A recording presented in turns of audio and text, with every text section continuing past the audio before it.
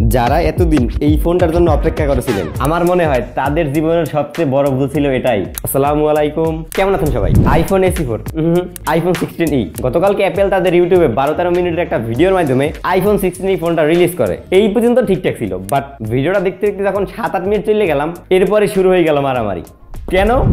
এটার দাম ধরা হয়েছে $599, মানে $600 ইন্ডিয়ান প্রাইসিংয়ে 60,000 রুপি, আর বাংলা টাকায় কনভার্ট করলে আপনার 72-73 হাজার।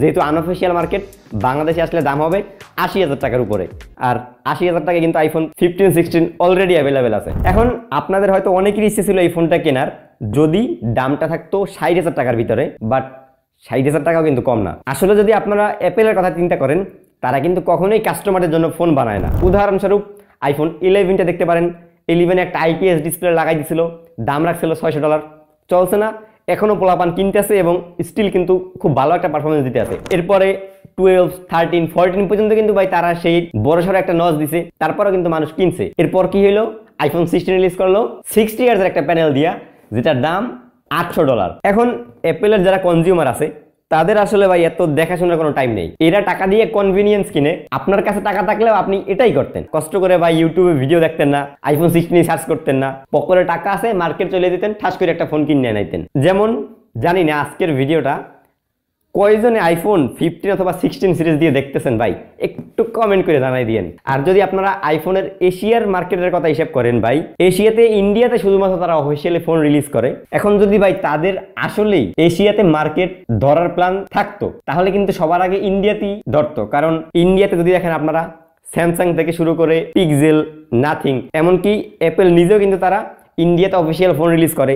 এর পাশাপাশি যদি চাইনিজ ব্র্যান্ডগুলো দেখেন, তারা কিন্তু ভাই সবাই ওয়ার্ল্ড ওয়াইড ইন্ডিয়াতেই সবচেয়ে বেশি ফোন রিলিজ করে।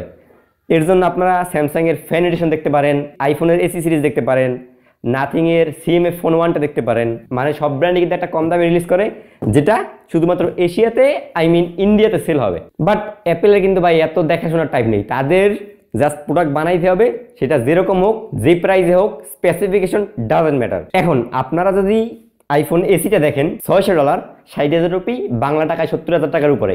এই বাজেটে আসলে কতটা ভ্যালু প্রোভাইড করে যদি বলেন আপনারা, সেক্ষেত্রে আমি বলবো 70,000 টাকা দিয়ে একটা বাস কেনা আর আইফোন SE কেনা।